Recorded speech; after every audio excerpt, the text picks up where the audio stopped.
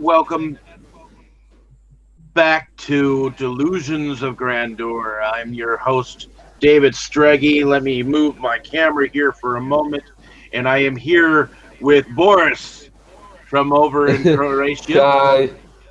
Hi. Um, Welcome back. I know last time we just kind of talked about favorites and films and whatnot. And this week we decided to go back on about one of your favorite films called The Seeker, correct? Oh, thank you. Thank you. Yes, The Seekers is, like I said in our previous video chat, it's the first independent horror movie I ever discovered, and to this day it remains my favorite one. Well, let me first start by saying that this film is directed by John Bowker. Yes.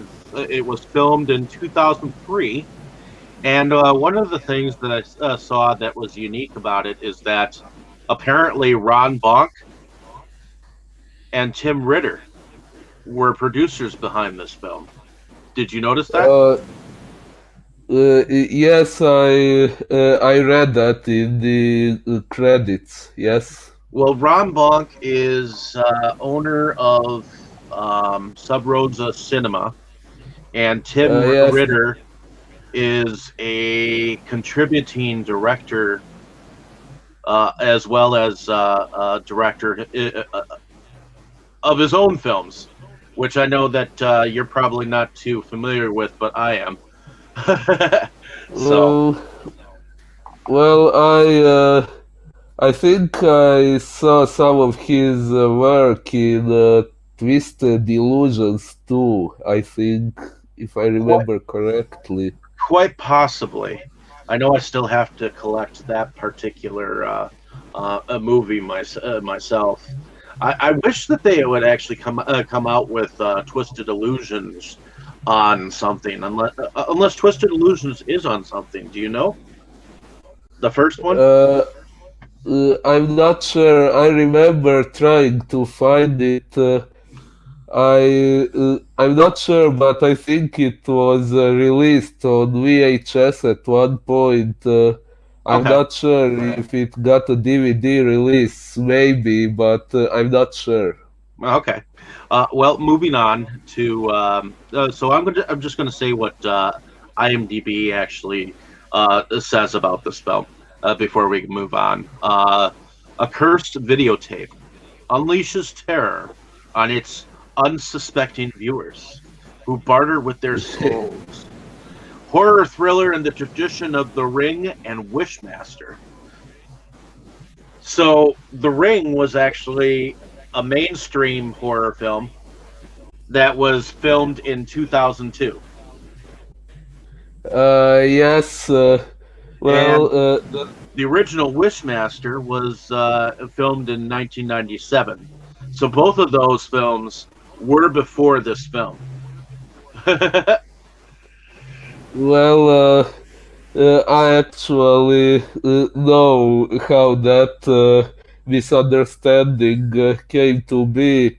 The Seekers was released in 2003, but it was actually written and shot earlier. So when they were releasing it, it was soon after The Ring came out. So if I remember correctly, what I was told, they were afraid that as both movies revolve around paranormal videotapes, people could accuse the Seekers of being a ripoff of The Ring, which actually wasn't true. The similarity was coincidental, but then they actually, if I understood correctly, decided to use the similarity to promote the movie by having this tagline saying before the ring there was the seekers, because this movie really was written and shot before the ring. Oh, okay. It just wasn't released before it. Gotcha. So the release date of this film was in 2003, but when it was shot, it was more like 2000, 2001. Then Yes, probably. I think it was 2000, if I remember correctly. Okay. So in this story, in the very beginning of the film, we have a husband that is watching this tape, and Yes. he's trying to find out the answers to the tape. And what it looks like, he almost kills his wife, and then it goes to the credits. Correct? Yes, yes. In the first scene ends with Chris, the character you mentioned, strangling his wife, and then we go to the opening credits, and at that point, the wife's fate is unknown. We don't know if he killed her or if she survived somehow. At that point, it's still unknown. Okay. So what do you think about these two characters that were were shown? Do you think that these two actors played their parts pretty good? Well, yes, actually, Bob Olin, the actor who played the character of Chris, I have seen him in multiple movies, and he is a pretty good actor. This in this scene you mentioned, I especially remember the moment when he yelled at his wife, "Give me the fucking tape." It gave me goosebumps when I heard it the first time. He was very loud and very good at portraying the character's rage at that moment. Okay. Um, Now, moving into the main story a little bit, Actually, so when was the first time that you had actually seen the Seekers? I'm sorry, I didn't hear what you said. Oh, when was the first time that Oh, the first time. you saw the Seekers? Uh, Oh, the first time was in September 2013. That was when I discovered the movie on eBay and bought it and watched it. Okay. And what was your first experience with this film when you first saw it? Oh, I have a very vivid memory of watching The Seekers for the first time. So, like I said, it was the first independent movie I had ever seen, and the first thing that got my attention was the VHS quality of the movie, which at first made me think someone had sold me a bootleg copy or something. So I had to check it was an official copy. But when I realized it was, I kept watching it, and I was pretty surprised by the way it looked because, like I said, I had never seen a shot on video movie before. Which But oftentimes directors refer to it and abbreviate it to SOV film. So, yes, but yeah, a lot of films were shot on VHS, which is why they call it shot on video. So when they transferred it from VHS to DVD, that is the quality of the film that you get. yes, yes, that's true. So that was one thing that surprised me, but it didn't really bother me. I was really curious about that movie, so uh, yeah, I couldn't wait to see where the story was heading to, what was going to happen. I thought it was going to be something related to the Ring franchise, and uh, so I was really curious to see what it was going to be about. Okay. Going into the story line, we have a character by the name of Scott, played by Rob Miracle, Yes, who has a wife that seems to treat him really badly, and yes, she she calls him a slob. Uh, um, yes. and he ultimately loses his job, and he comes back and finds that his wife is cheating on him, and Yes, finds her. somehow he ends up at a warehouse. Now, how did he end up at that warehouse? Why don't you tell me? Uh, so when he saw his wife in bed with another man, he drove away in his car. We didn't get to know where he was originally going, but while he was driving, he heard a radio advert about an alleged new video store called the Video Warehouse. So in the advert, uh, they claimed to have videos never before seen from all over the country, rare and hard to find, strange and bizarre, as the woman says. So Scott got curious, and in the advert, they gave the address of the supposed video store. So he drove there and he entered the place, but then he found out that what he expected to be a video store was actually an abandoned looking warehouse. Hmm. And this is about where he meets a blind woman who hands him a VHS tape. Why don't you tell me Yes. about this a woman and why you caught such a fascination with her character? Oh, now this is something I could tell a lot about. So, uh, the character is called Total Evil. She is played by Felicia Pandolfi. You can see her right here.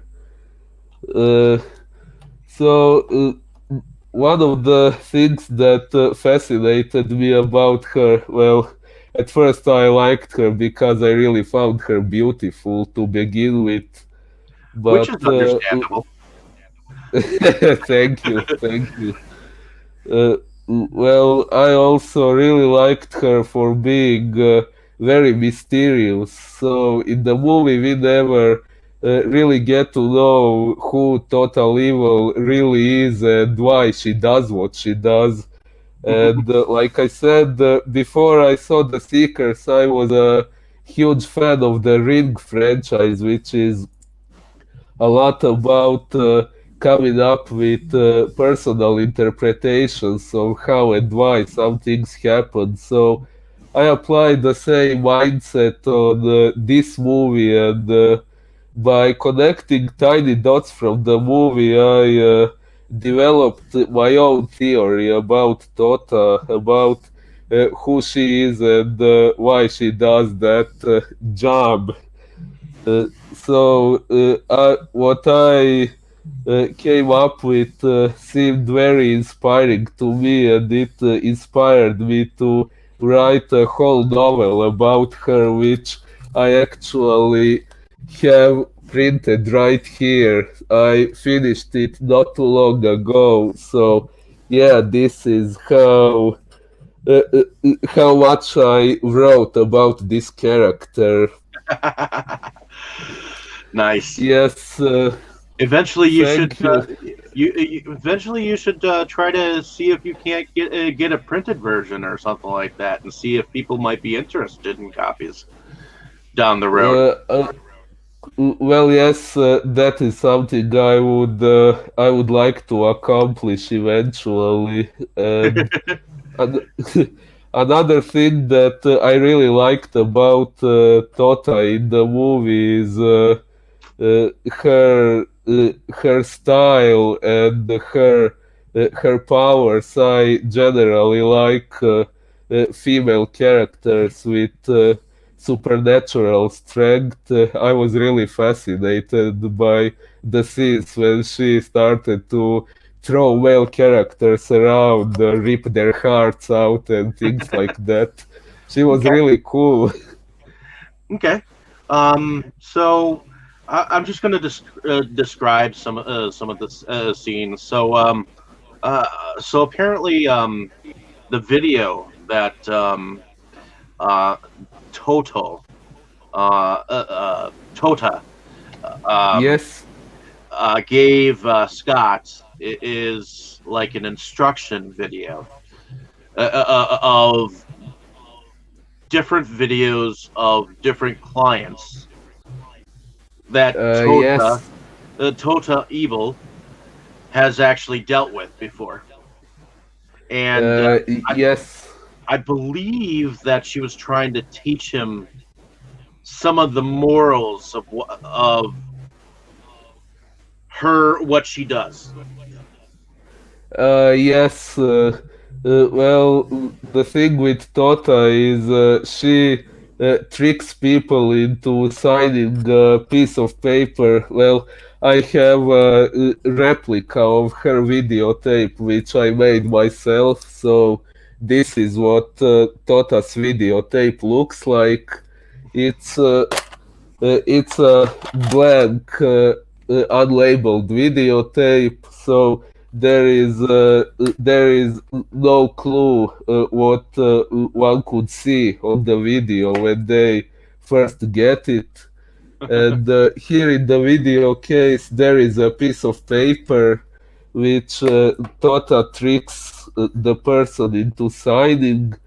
When they look at the piece of paper, it's just some text they cannot understand, maybe even written in some unreadable script. So they presumably don't take it seriously enough, and they sign that piece of paper without knowing the consequences of signing it.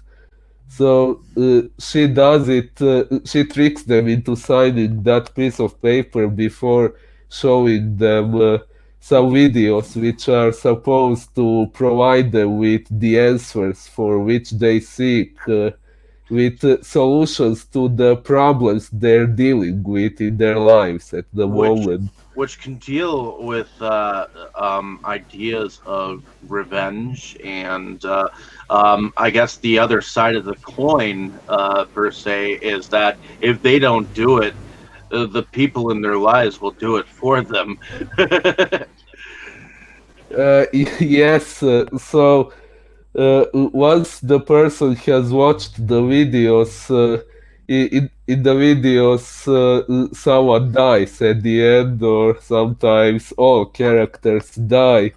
So after the videos, if the watcher hasn't figured out the meaning, if they haven't figured out they have to kill people who have wronged them, then Tota tells them that if they don't perform those killings on their own, then she will have to kill those people for them, and she also has to kill them for violating the contract they signed before watching the videos. Well, not only So, that, but it's very possible that she may have made a deal with some of the other people that that she wants him to kill. uh, well, yes, here is something that's left a bit up to the viewer's interpretation. While Scott is watching these videos, and Tota is persuading him to kill people who have wronged him, and one of those people turns out to be his wife, who actually had made her own deal with Tota beforehand, which at this point we don't know about, which leaves us wondering if maybe Tota's whole interaction with Scott was maybe planned in advance by his wife because the wife knew him well enough and she could predict he was not going to kill her only because Tota told him to do it. So maybe the whole thing was a trap to lure Scott into Tota's warehouse and kill him there as his wife intended to do. Very possible. So, what do you think about the surroundings or the locations that this particular film took place? Do you think that each location that the areas were filmed were very good spots for the filmmaker to film in? Well, the movie was filmed at locations that the director had at his disposition at the moment. So I think it was okay. I watched the behind the scenes reel in the extras on the DVD of The Seekers, where we find out the whole movie was actually filmed in only two different houses, but in the movie it looks like several different places, and they were, I'd say, pretty good at portraying it as uh, multiple different those bonus videos I would have never figured out. Oh yeah, two houses plus the warehouse, so three locations. Well, what do you think about the first story that Scott watched, where apparently um, a man was cheating on his girlfriend with a dancer? Yes. Well, I liked that first story. The actress playing the dancer was pretty good looking, so that's definitely a plus. I And know. the sto- Even though I have a fiance, I don't mind saying that she looked really good from behind. oh yes, yes, she was. And the story is also pretty interesting because, as we find out later, both Trish, the dancer, and Hmm. Ashley, her roommate, who ends up murdering her, both of them were Tota's clients. And once we know that, it's very interesting to explore their mentalities because if we combine what we saw in the short with what Tota says about it later on, we can see that Trish was not willing to commit murder. She didn't want to kill Ashley, but Ashley wasn't quite so merciful. And when she found out that Trish was the one who had slept with her boyfriend and the one she had to kill after the contract she had signed with Tota, she wasn't hesitating. She brutally stabbed Trish to death. So it's interesting to realize that Ashley is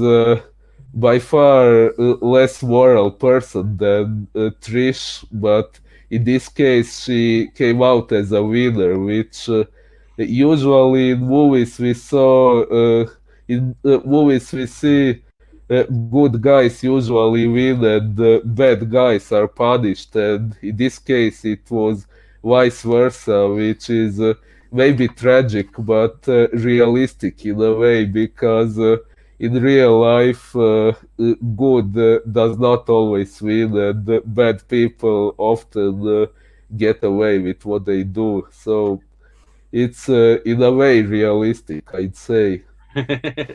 Now, ladies and gentlemen, if you don't already know us by now here on this channel, we will spoil the heck out of a movie. So please go see this film before you actually listen to our discussion, because Oh yes, we are doing a play by play of what of our enjoyment of these films. So. Um, well yes, I have spoiled quite a bit by now. I'm sorry. That's okay. On this channel, whenever I discuss movies with people, we're going to spoil things. So I'm sorry, people, but definitely go out and see it yourself if you have not. I know that there are ways and places to see it for free, and there are ways and places that you can actually still pick up this film, whether on multi packs, double features, Oh or yes, I you can have even one. find it singly. Yes, yes, I have multiple different editions of the Seekers in my collection. Let me So guess, you have yes, that bad taste for film set that The Seeker is on too, don't you? Do I'm sorry. What did you say? you have that bad taste for film collection Uh, that? oh yes, even worse than evil. That's what it's called. Yeah, It that's, contains the Seekers and three other movies. and then And there is another one that has a double feature with Housebound. I'm assuming that yes, you have that one too. yeah, yes, I do. Housebound is another John Bowker's movie, and an interesting thing. Near the end of The Seekers, we can see this character Chris watch a movie on TV, and we hear some voices from the TV. Those voices are from this movie, Housebound. Cool. Maybe we can cover that next week. Um, Oh, and we could. then we could get that one out of the way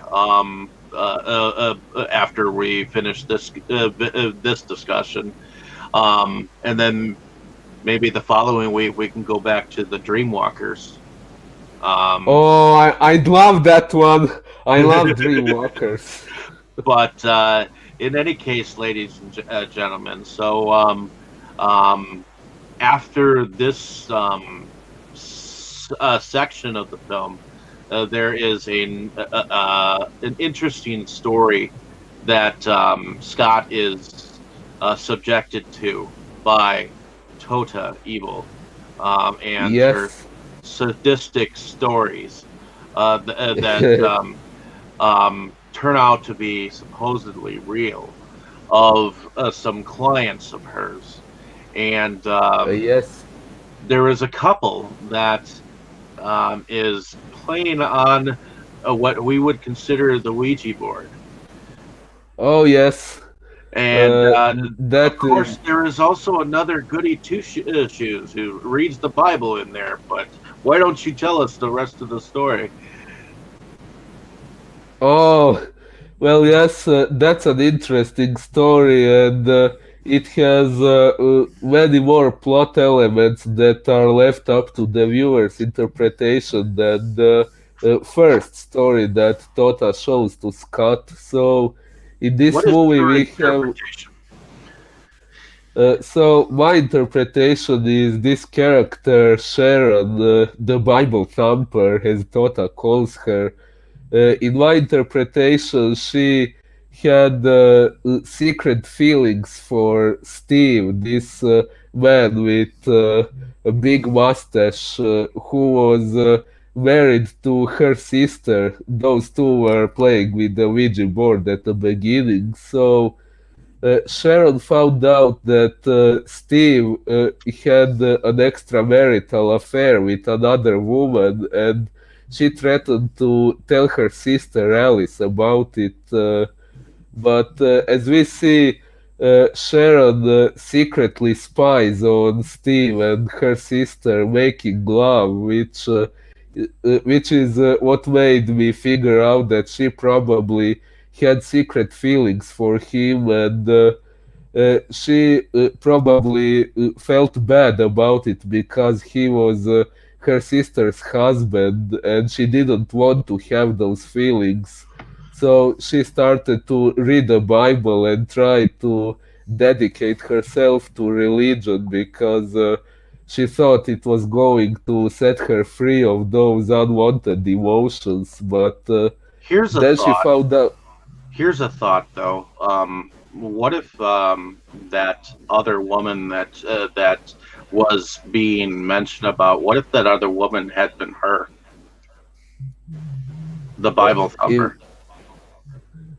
oh, so well, then, if that was the case, I believe she wouldn't be threatening with telling her sister the truth, True. unless maybe, well, well, maybe if she wanted something more from him than he was willing to give her, maybe if she wanted it to be more serious, but to him she was only a sexual adventure, then maybe that could have bothered her and pushed her to start blackmailing him.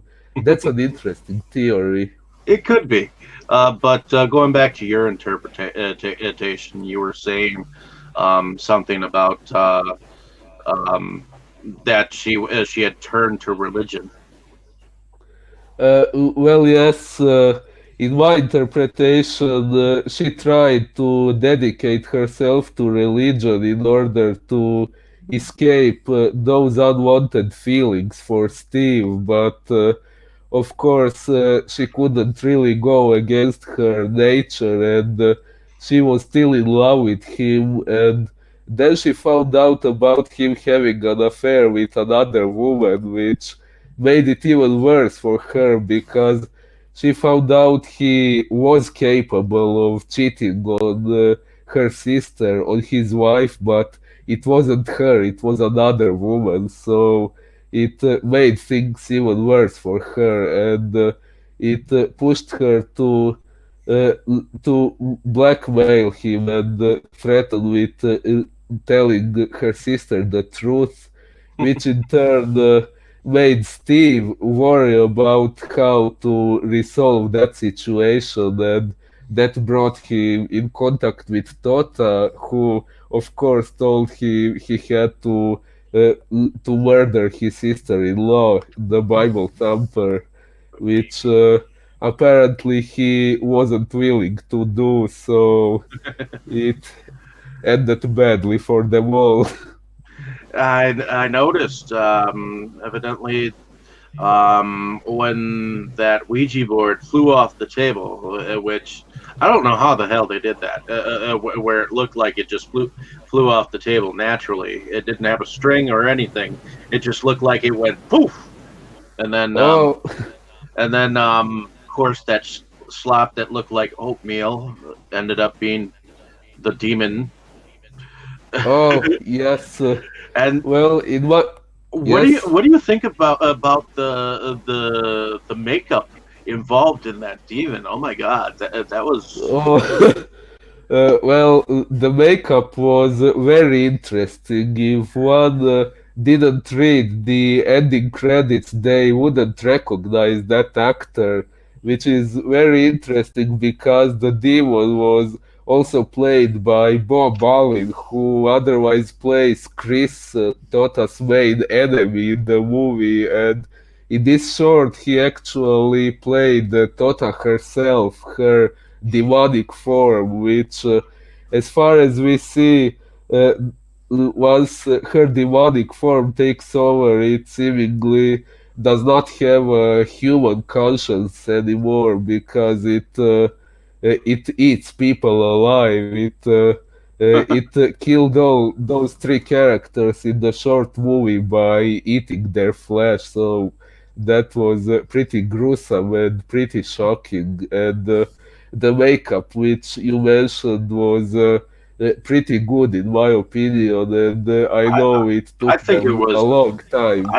I think it was fantastic. I mean, I thought that was like the to me that was the best part of the movie when he rose out of the garbage can, and you know Oh, indeed. his entire skin was red, and those actually looked like Yes, those actually looked like real horns to me. yeah, it was very well done, I'd say. I really liked it a lot, So did and I. the scene when yes, I said so did I. oh, I liked the makeup involved in the demon at least. indeed, indeed. What did you think about that surprise ending? The ending of the short movie or the whole movie? The whole movie. Uh, so the battle in the warehouse is by far my favorite part of the movie. When I watched it the first time, I was a bit sad when Tota apparently burned out after Chris tricked her into touching a copy of the Bible. Well, okay, objectively, she deserved it, but she was my favorite character, so I didn't want her to end that way. And at the end, I was quite happy when she came back, although it turned out really badly for the heroic character because she took revenge on him by strangling his wife to death and presumably causing further damage to her corpse afterwards because when he found her in the bathtub, the bathtub was filled with blood. So it must have been a really horrible sight for him, but yeah, in a way, I was glad that Tota won in the end because, like I said, she was my favorite character and definitely the best looking character in the movie. Most definitely. Um, I'm sorry, I like to impersonate Tota's laughter. that's okay. That's okay. Yeah, she was she was an enjoyable character. So, um, overall, did you know anything about the music that was involved in the film at all?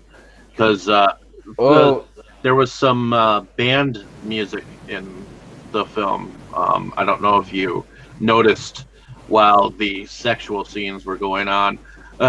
oh uh, yes, yes.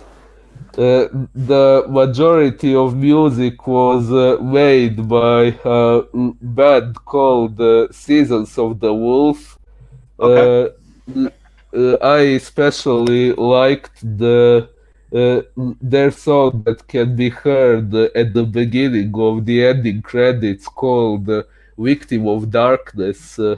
I especially liked that song because the lyrics of the song, funnily enough, seem to fit my personal interpretation of Tota's character better than John Bowker's original concept of her, which was something that really fascinated me because I came up with my interpretation before I paid attention to the lyrics of the song. So that was uh, that was pretty amazing, and they are a very good band.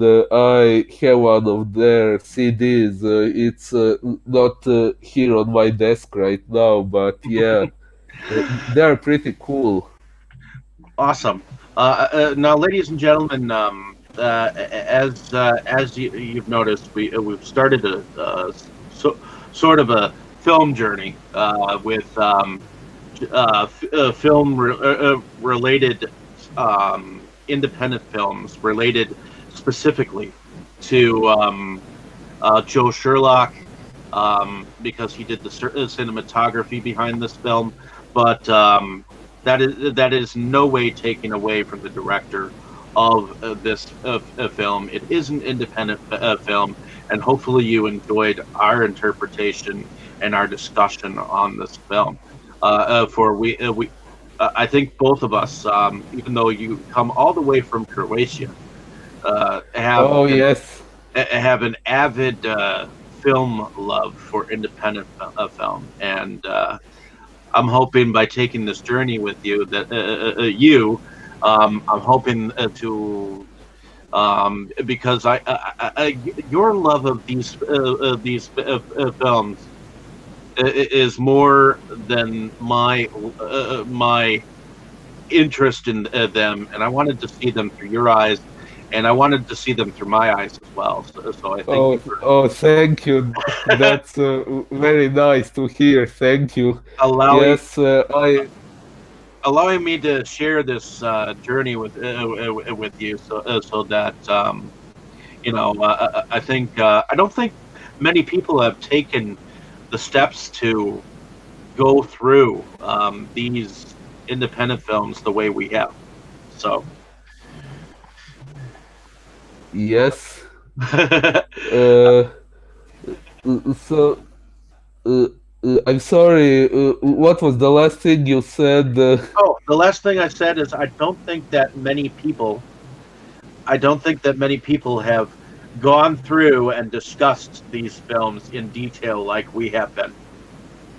Oh, well, probably yes, but I always enjoy discussing these movies, especially The Seekers, because, like I said, it's the first one I discovered, and it's my favorite one. And as I have previously shown, I wrote a really huge novel about Tota, and she is one of my favorite fictional characters ever, and I really have to thank John Bowker for writing such a great character, and to Felicia Pandolfi, whose performance in this movie impressed me so much and inspired me to collect the rest of her movies and then other movies by John Bowker and Joe Sherlock, and Now, to how write many this novel. how many movies um is Felicia Pandolfi in that you know of?